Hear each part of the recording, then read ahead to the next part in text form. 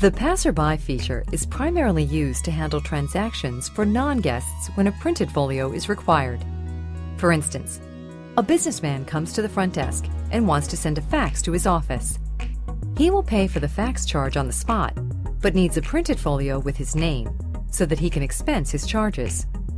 Passerby allows you to quickly create a pseudo-reservation, check in, post the charges, post the payment, check out, and print a folio.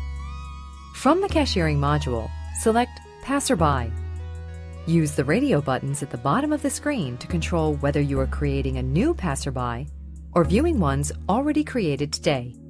In this example, we'll choose New. Then, select Post. Select the name drop-down arrow or enter the guest name directly into the field and press Enter. The profile search screen opens, displaying all search results from the name entered. If the search returns no results, select New to create a new profile. The market and source codes will default based on your property's configuration. Select the room class drop-down arrow to choose a desired room class. Then select Post to continue. The transaction posting screen displays.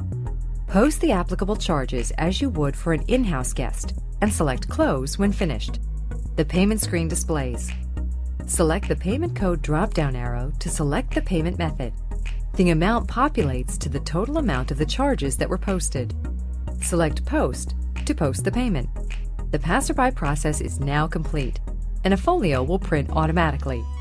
If you fail to post the total amount in the payment screen or close out of the screen, the transaction postings will be lost. You must complete the full cycle of posting the charges and payment during this process. To view previous Passerby postings for the day, choose the Checkout Radio button at the bottom of the screen. While viewing today's previous Passerby accounts, you can repost charges and the corresponding payments as just learned, or you can print the folio again.